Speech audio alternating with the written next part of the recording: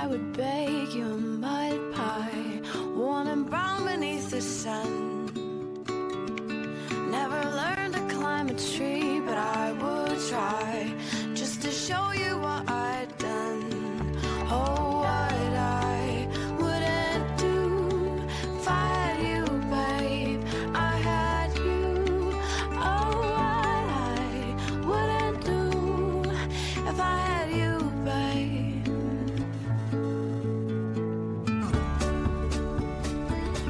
Ya están donde tienen que estar, Javier San Pedro y Pere Estupiñán. ¿Cómo estáis, compañeros? Buenos días. Muy bien, siempre al filo de la noticia. Al filo de la noticia. Bueno, al filo. Ahora que hablas de filo, yo estoy un poquito lejos, hoy a 6.000 kilómetros, pero Pera, descúbreme el filo del peinado de Javier, porque me ha contado Isa que es un poquito extremo, ¿no? Sí, digamos que es que no hay filo, es tan cortito. ¿Pero qué te ha pasado, Javier? Pues, ¿Es un experimento? Yo siempre voy a mi peluquero chino. Y a veces le doy unas instrucciones u otras, nos entendemos por gestos prácticamente, y esta vez me metió la máquina con pasión guerrera. Estás a la última moda china ahora mismo. Ahora mismo sí.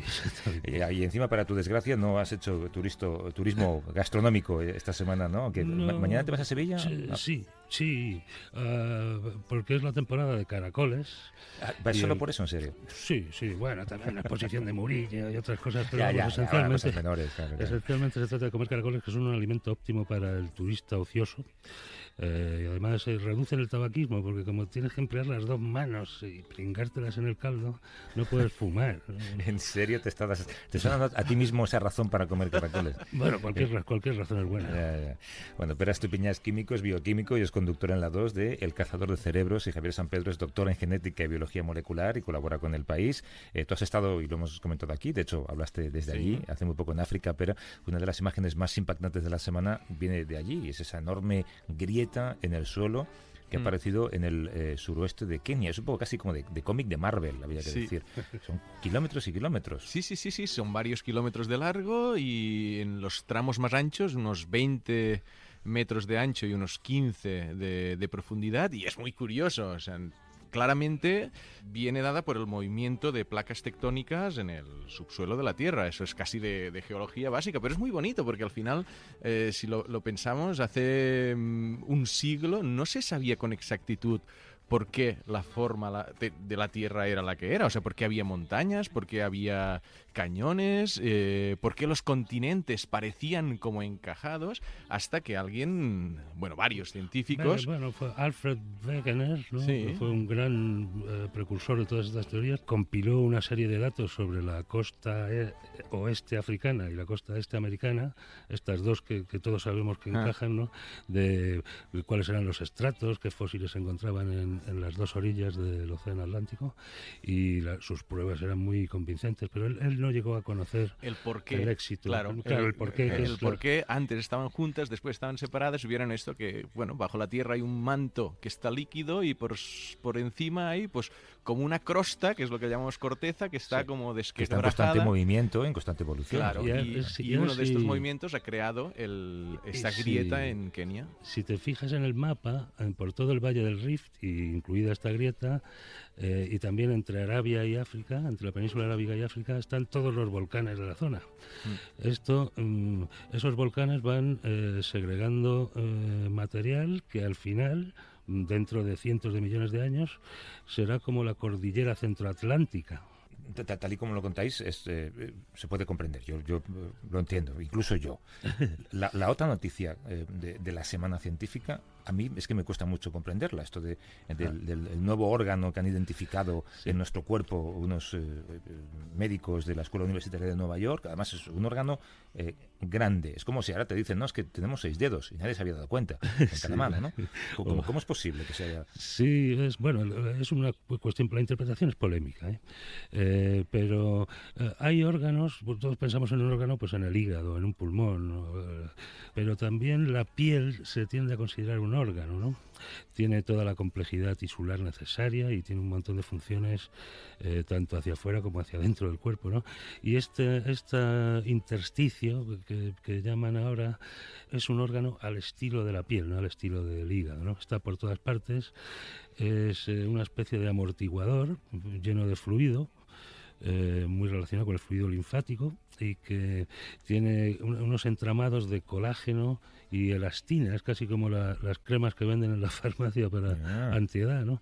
El colágeno ofrece una gran resistencia mecánica y la elastina le confiere la elasticidad necesaria. Y bueno, pues esto está rodeando a todos los órganos propiamente dichos, como el tubo gastrointestinal entero, pues las arterias, los árboles bronquiales de los pulmones, incluso debajo de la piel, está distribuido por todo el cuerpo, ¿no? Llamarlo un órgano o no, pues es discutible, pero vamos, realmente se nos había escapado hasta ahora debido a que las técnicas de fijación al microscopio deshidratan por completo las muestras, y entonces esto parecía como un estropajo que estaba ahí estorbando. Claro, ¿no? Empiezan a salir ya voces de anatomistas diciendo, a ver, no es que sea un órgano nuevo, ya conocíamos que existía, y están acusando un poco a la nota de prensa de la universidad y de Euricaler, del servicio que envía. De venderlo por encima de sus posibilidades. De llamarle como un nuevo órgano desconocido, que esto, claro, ha generado pues muchísimos titulares. Relacionado con el cáncer, podría explicar un poquito partes de la metástasis. Porque está en conexión con el fluido linfático. Claro, lo y por allí se podrían escapar estas células, estas infecciones. Lo primero que te mira un oncólogo cuando tienes un tumor es saber si puede haber metástasis o va a haberlas. Te mira los ganglios linfáticos, porque es por donde las células cancerosas viajan, se acumulan en los ganglios y siguen viajando y pueden colonizar otros órganos. Este líquido del órgano intersticial o el intersticio está en conexión directa con el fluido linfático, de manera que está tan relacionado con la metástasis como lo esté los ganglios linfáticos. Será por ver a dónde llega esto. Y como siempre, todo aquello de lo que hablamos aquí, dentro de 20 años seguramente será mucho más importante de lo que es ahora, porque se habrá encontrado la manera de aplicarlo a las investigaciones, al desarrollo de nuevas técnicas, ¿no?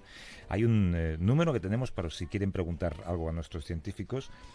Yo creo que vamos a ir un poquito justos de tiempo, pero por si acaso el número es el 638-855-349, es un número de WhatsApp, así que también pueden dejar una nota de voz o mandarnos un número de teléfono, le llamamos de vuelta, es el 638-855-349.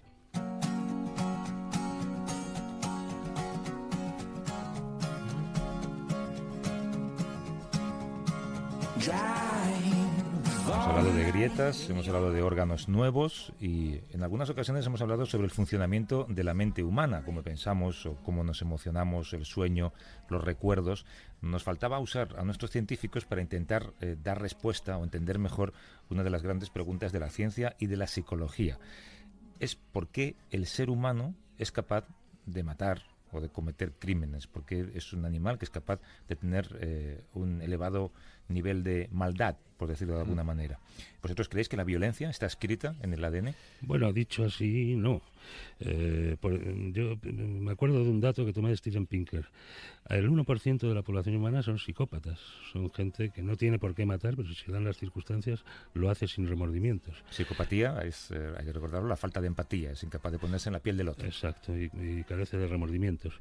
Y en cambio, los índices de violencia de una sociedad pueden cambiar de casi nada al 40% en cuestión de una década. Imaginemos cuando ocurre una guerra, ¿no? Cuando ocurre una guerra, la mitad de la población se vuelven asesinos, ¿no? Y esto no puede tener nada que ver con el ADN. Sí. Bueno, lo dicen mucho los corresponsales de guerra que han trabajado sobre el terreno.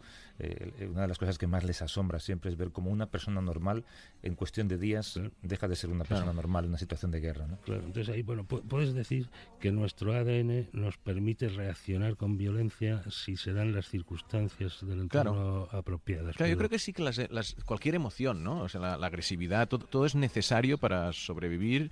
Y ahora me venía a la cabeza, y os recomiendo, no sé si lo habéis visto, el documental Jane, de Jane Goodall, que se ha estrenado recientemente en National Geographic, y a los oyentes les recomiendo. Es una obra maravillosa con imágenes de cuando ella estaba en Gombe, antiguas, que se habían medio perdido y se han recuperado, y un momento interesantísimo, ella había idealizado los chimpancés, estaba enamorado de ellos, pero hay un momento que los chimpancés tienen una guerra. Sí. Y a ella le cuesta mucho, y lo admite, me costó mucho darme cuenta de que estos seres que yo admiraba, pues también eran violentos, también eran injustos, como decía Javier, en las circunstancias determinadas. Aquí la clave es el autocontrol. y quizás nuestra invitada lo explicará mejor, ¿no? Los 2 caballos de Platón, ¿no? Ya Claro. Platón dijo que íbamos en una carroza tirada por 2 caballos y uno era nuestro lado, hoy lo llamaríamos reptiliano, agresivo, y el otro es nuestro autocontrol, que es la corteza frontal de nuestro cerebro. Esa invitada de la que habla Pera es Paz Velasco, que es criminóloga, es abogada, es autora de Criminalmente, la criminología como ciencia. ¿Cómo estás, Paz? Buenos días. Hola, buenos días. Tú dices que los criminólogos sois una especie de científicos sociales y que intentáis responder la pregunta de por qué el ser humano mata. Después de todo el trabajo de campo que has hecho para esta publicación, ¿has encontrado una respuesta a esa pregunta? Son múltiples, hay muchísimos motivos por los que se puede llegar a cruzar ese límite que es el acto más aberrante que existe, que es matar a otro ser humano conscientemente, con intencionalidad, queriendo hacerlo. De modo que lo que sí que puedo determinar es que podemos decir que motivaciones hay desde aquellas que surgen desde las emociones, bien sea la ira, el odio, la venganza, los celos.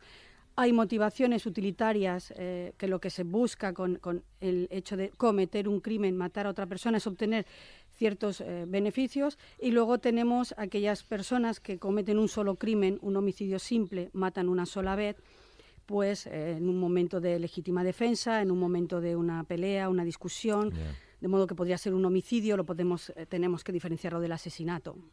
Pero vamos al origen, digamos, de la mente de esa persona. Esa persona que mata, sea la circunstancia que sea un crimen de oportunidad, como lo llaman los americanos, o sea, pues yo que sé, una respuesta inmediata ante algo que está pasando, o algo mucho más premeditado.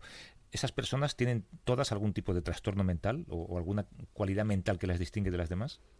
Bueno, podemos decir que, por ejemplo, muy bien dicho, los psicópatas tienen lo que se denomina un cerebro reptiliano, es decir, hay unas anomalías neurológicas en el cerebro de los psicópatas, tanto criminales como no criminales, pues una reducción en las conexiones entre la corteza prefrontal, que es la responsable de los sentimientos y de las emociones, como empatía, amor, culpa, que no tienen los psicópatas, y la amígdala, que es la que reconoce el miedo o la ansiedad. Es decir, los psicópatas criminales y los no criminales, lo que les falta es, aparte de la empatía, poder crear vínculos emocionales sinceros y verdaderos con otras personas, es que no tienen inhibidores de la violencia. Y más allá de los psicópatas, o sea, alguien como yo estábamos comentando que en las circunstancias ambientales te pueden convertir en alguien muy violento, quizás en alguien como que llegue a asesinar. Yo preparando este tema estaba pensando, yo no creo que yo pudiera llegar a transformarme en un asesino.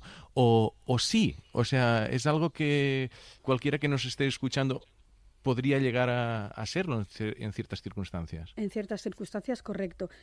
No estamos solamente hablando de que el hecho que haya unas anomalías neurológicas sean base suficiente como para ser un delincuente o un psicópata criminal aberrante en este caso. Estamos hablando de que hay que jugar con la mano de póker, es decir, tenemos el ambiente, tenemos la capacidad que ha tenido ese individuo de crecer en una familia funcional, sin problemas, la cantidad de afecto que este individuo, este sujeto, hombre o mujer, ha recibido.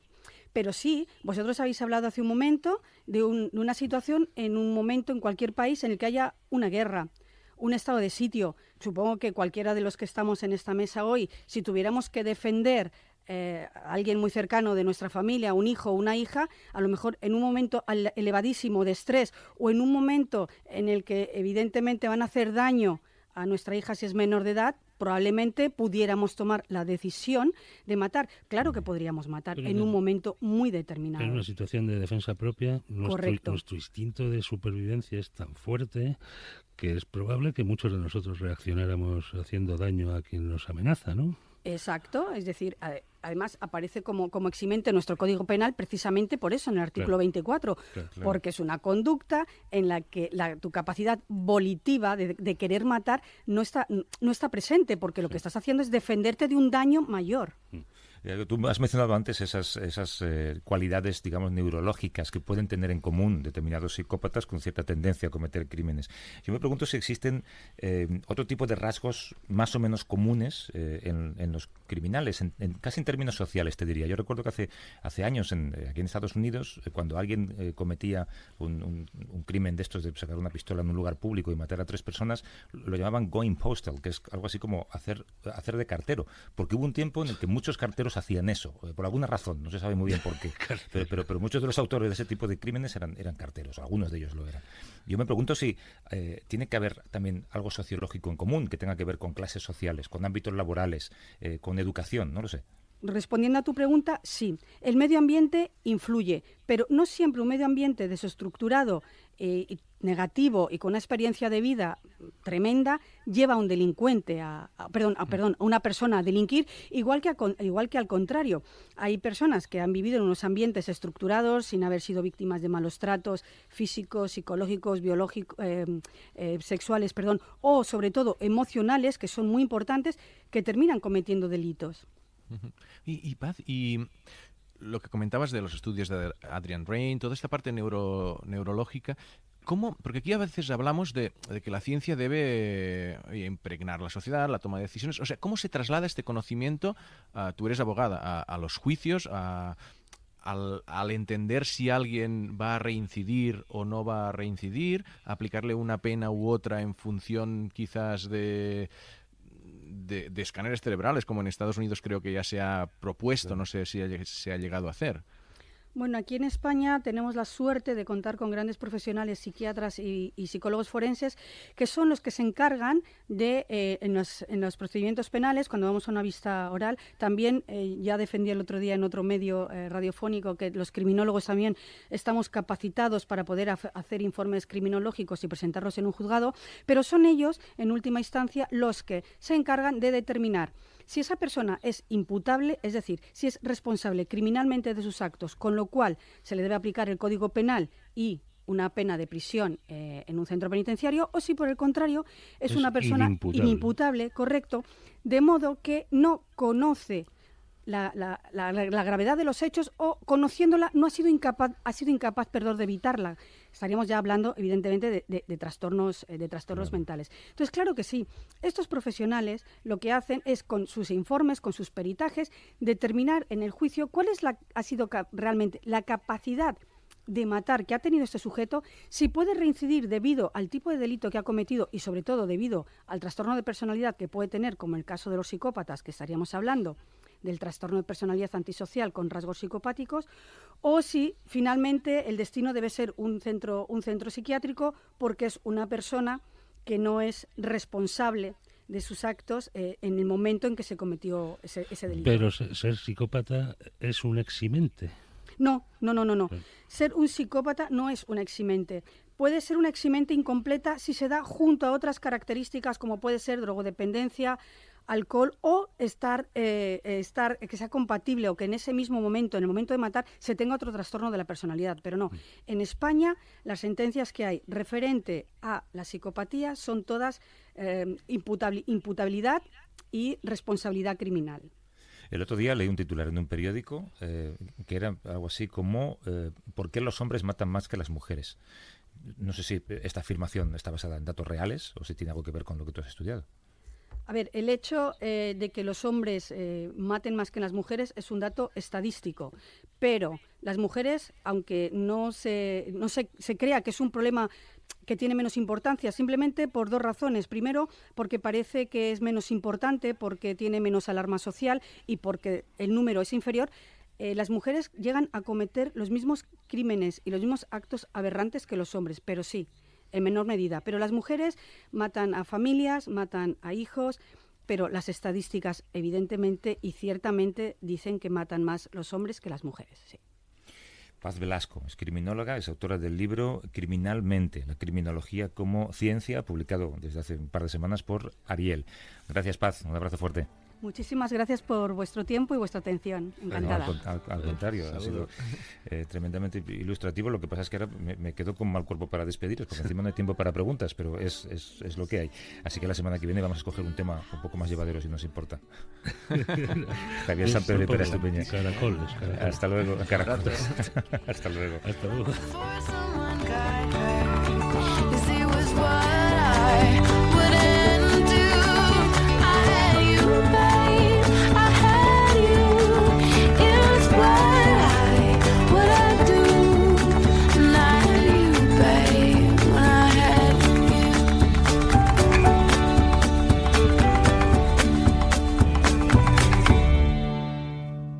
A vivir que son 2 días. Javier del Pino.